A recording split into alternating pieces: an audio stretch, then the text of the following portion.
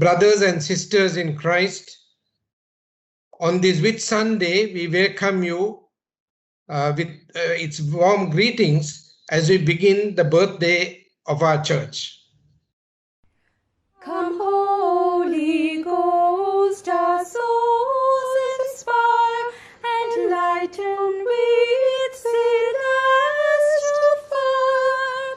Thou the anointing Spirit art, who dost thy sinful gifts impart. Thy blessed action from above is covered life and fire of love, enable with perpetual light the dullness of our blinded sight. Anoint and cheer our soiled face with the abundance of thy grace. Keep far our foes, give peace at home. Where thou art guide, no ill can come. Teach us to know the Father, Son, and thee of both to be but one, that through the ages all along this may be our endless song. Praise to thy eternal merit, Father, Son, and Holy Spirit. Amen.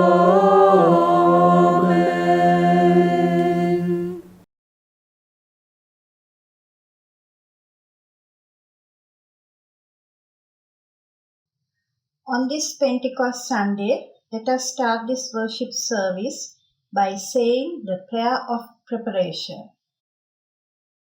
Almighty God, to whom all hearts are open, all desires known, and from whom no secrets are hidden, cleanse the thoughts of our hearts by the inspiration of your Holy Spirit, that we may perfectly love you and worthily magnify your holy name, through Christ our Lord.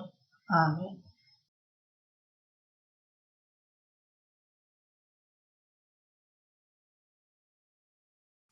Corporate Confession. Generous and merciful God, we confess to you and to our sisters and brothers that we have sinned against you, against one another, and against your creation in thought, word, and deed. Through our ignorance, our weakness, and our deliberate disobedience, we are truly sorry.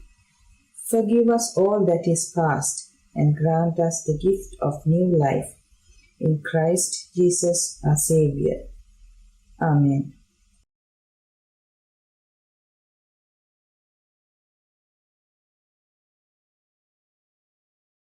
God, our Heavenly Father, on this Pentecost day, we thank you for the Holy Spirit that came upon the church.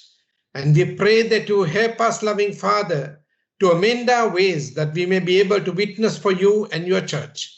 Through Jesus Christ, we pray. Amen.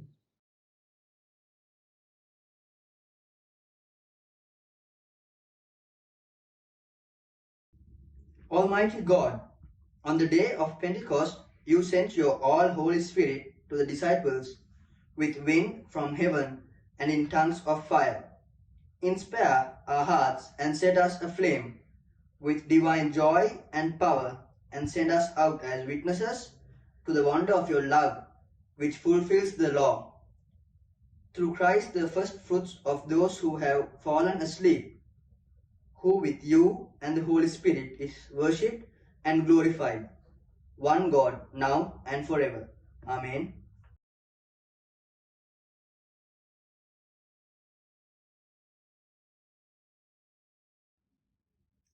The New Testament reading is taken from Acts chapter 2, reading from verses 1 to 21.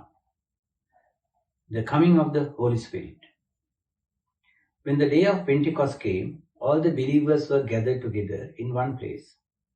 Suddenly there was a noise from the sky, which sounded like a strong wind blowing, and it filled the whole house where they were sitting.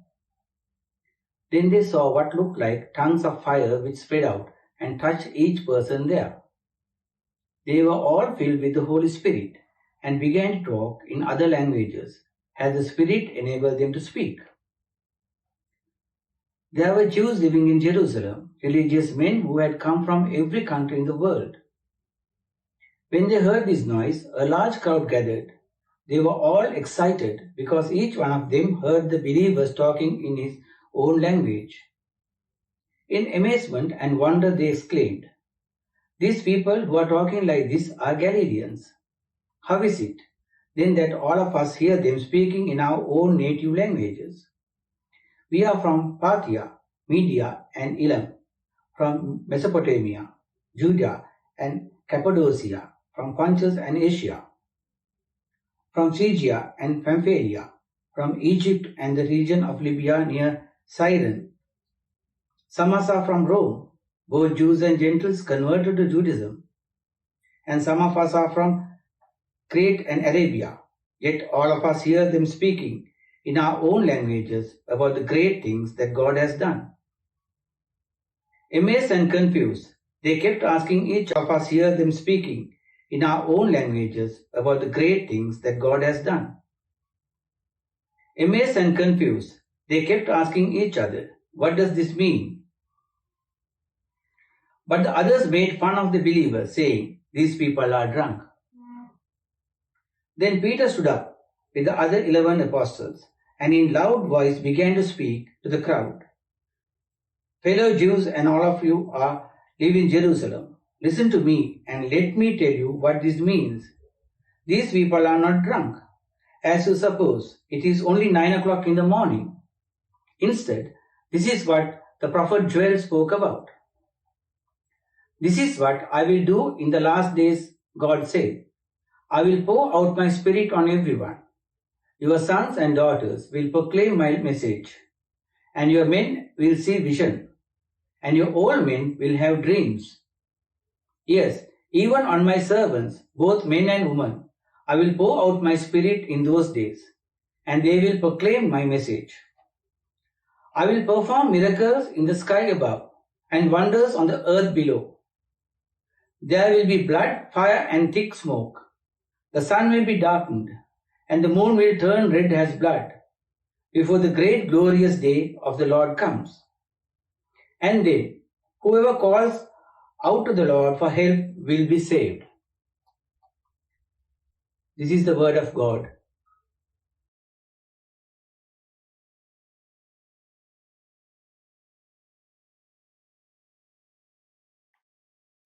Second reading is taken from Romans chapter 8, reading from verses 22 to 27. We know that the whole creation has been groaning as in the pains of childbirth right up to the present time. Not only so, but we ourselves, who have the first fruits of the Spirit, groan inwardly as we wait eagerly for our adoption to sonship, the redemption of our bodies. For in this hope we were saved. But hope that is seen is no hope at all. Who hopes for what they already have? But if we hope for what we do not yet have, we wait for it patiently. In the same way, the Spirit helps us in our weakness. We do not know what we ought to pray for, but the Spirit Himself intercedes for us through wordless groans. And He who searches our hearts knows the mind of the Spirit, because the Spirit intercedes for God's people in accordance with the will of God. This is the word of the Lord. Thanks be to God. Spirit of the living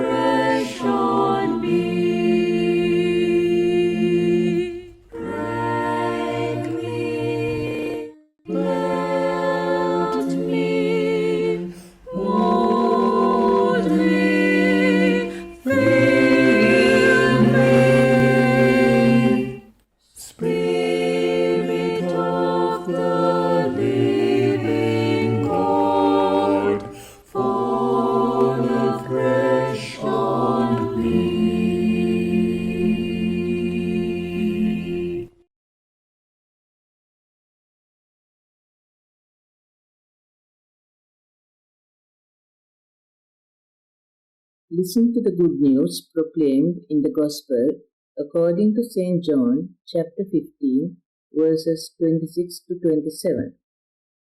I will send you the Spirit who comes from the Father and shows what is true. The Spirit will help you and will tell you about me. Then you will also tell others about me, because you have been with me from the beginning.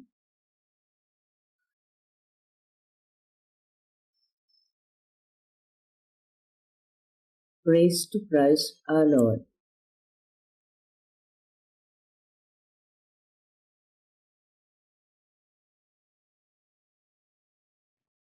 Dearly beloved, today is Pentecost Sunday. We also call it Whit Sunday. We also call it the birthday of the church.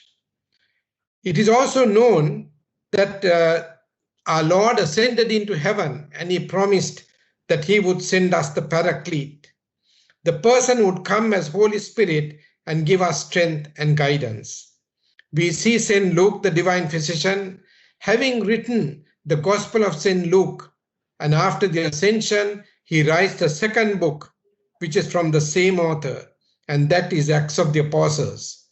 We find that this is a continuation of St. Luke's Gospel.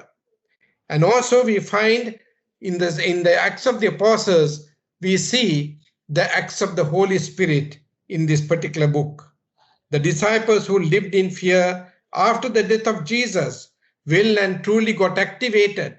They found a new power within them, and that brought the braveness into them so that they could go and testify about the ascended Lord.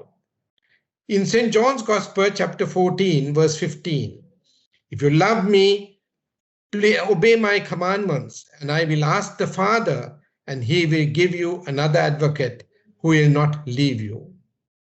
In St. John's Gospel, chapter 14, verse 26, it says, but when the Father sends the advocate as my representative, that is the Holy Spirit, he will teach you everything I have told you. The Holy Spirit is given to all believers so that we spiritually grow and become witnesses for Christ. How does the Holy Spirit work through believers? First of all, the Holy Spirit fills all believers. In the Old Testament, we see certain people, they were given the gift of the Holy Spirit to perform several tasks. We also find, especially the prophets, we also find that in the ascension, after Jesus was ascended into heaven, he promises that the gift of the Holy Spirit will be sent to them. In the Acts of the Apostles, chapter 2, verse 4, and everyone present was filled with the Holy Spirit and began speaking in other languages as the Holy Spirit gave them ability.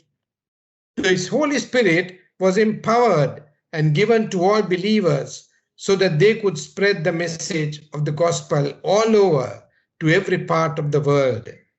Secondly, the Holy Spirit draws attention to the Savior. Peter's message in the temple did not focus on the resurrection. It focuses on Jesus' life, resurrection, and ascension. And now the need for repentance was there.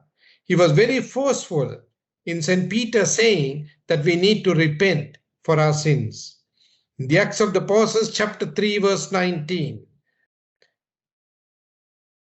Now everyone needed to repent for the sins and turn to God so that your sins may be wiped away. When you are filled with the Holy Spirit, you will be motivated to share what the Lord has done in your life. Thirdly, the Holy Spirit is inspired Peter's message. Peter, who once denied, Peter, who ran away from the Lord when he was betrayed, now is full of his power. He's full of braveness, and he makes a decision, and he says, the people were to ask him, what shall we do now? We find that in the Acts of the Apostles, chapter 2, verse 37, Peter's words pierced the hearts, and then they said to him, brothers, what shall we do now? They needed to do something. We find that when we read the gospel in the Anglican Church, we always stand. But whereas the other readings are concerned, we are seated. The reason for this is that the good news, you stand when the good news is read. For one reason, you are standing because after that, you need to go out into the world and be witnesses for him. People were not attracted to Peter, but to his message. The word says that 3,000 people responded to Peter's message. Holy Spirit is promised to all believers who repent and believe and accept Jesus Christ into their lives. Today, what has happened is that some newer churches have begun to own the Holy Spirit. Holy Spirit is given to every believer, to every church, so that they can always repent for their sins, believe the gospel, and then follow Jesus Christ as a personal savior. The story is told of a little girl who went with the grandmother for a service. It was a charismatic service to a Pentecostal church. And when they went there, she found that it was not like a traditional church. There was some clapping, some were shouting, some were raising their hands, some had bodily, they were shaking their bodies, and there were a lot of expressions when they were singing various songs and choruses. This little girl was asking the grandmother, what kind of service is this? I went in the morning to your church, the traditional church, and now this is a different kind of expression that we see when they are singing. And the grandmother gave the reply, no, this is a holy roly service. While we allow people to show their expression, we should not criticize them. There are certain people who want to always pray and worship God in the beauty of holiness in silence. There are certain people who like to worship the Lord in the beauty of holiness by their expressions. They must have the ability, they must have the freedom to worship in such a place. So I thank God for St. Luke's Church, Borella, where you have the traditional service in the morning and we have the evening service. There's free expression for anybody to give testimony and at the same time to raise hands and to show their affinity and their faithfulness to the living God. May God bless you.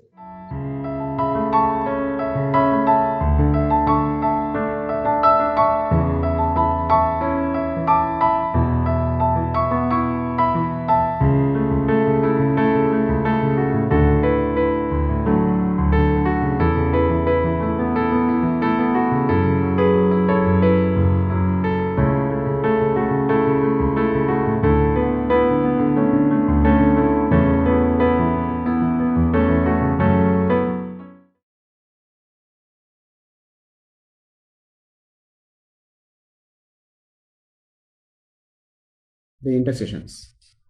For a just peace and harmony in all creation, liberation of all people everywhere, and the integrity and welfare of God's holy church, let us pray to the Lord.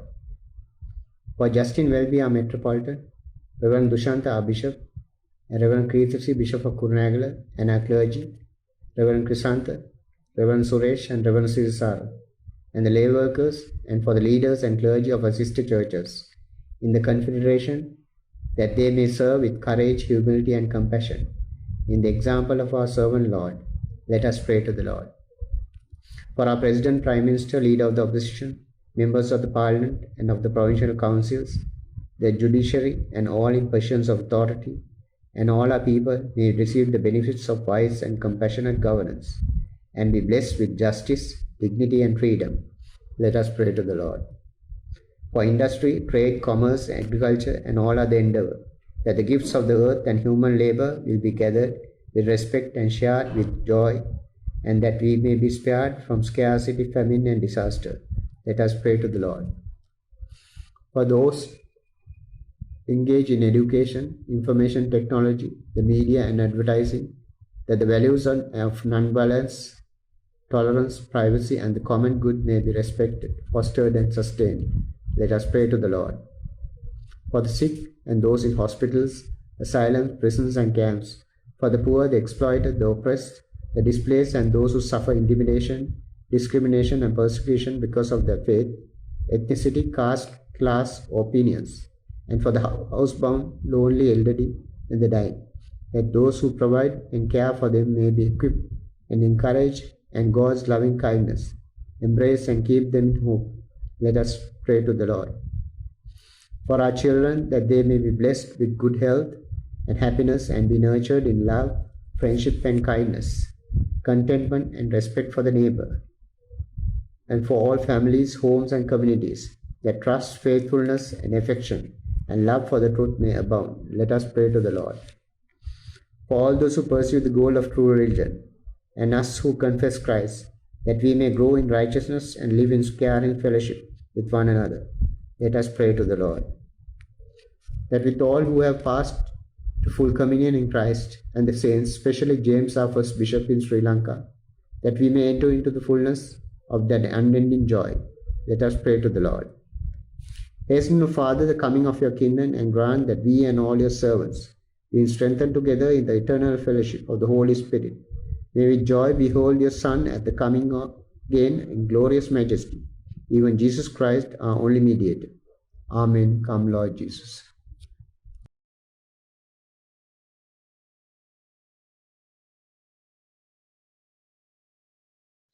Let us pray.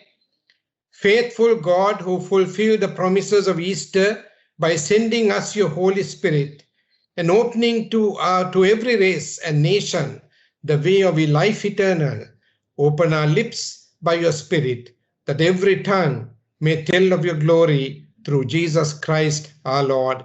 Amen. O God, our gracious and loving Father, on this day we very specially remember the soul of Sri Akanti, who worshipped with us, loving Father, in the family of St. Luke's. We thank you, loving Father, as a family. They were able to witness for you and the love that they showed for you, loving Father, through the work and the commitment they had in our church. We do realize that she is now in your safe hands, enjoying that eternal life. We also continue to pray, loving Father, for the members of the family and be with them, touch them, bless them. Through Jesus Christ we pray. Amen. Go into the world, do whatever is true, whatever is honorable, whatever is just, whatever is pure, whatever is pleasing, whatever is commendable, and if there is any excellence, and if there is anything worthy of praise, and the God of peace will be with you, and the blessing of God Almighty, the Father, the Son, and the Holy Spirit be with you now and forevermore. Amen.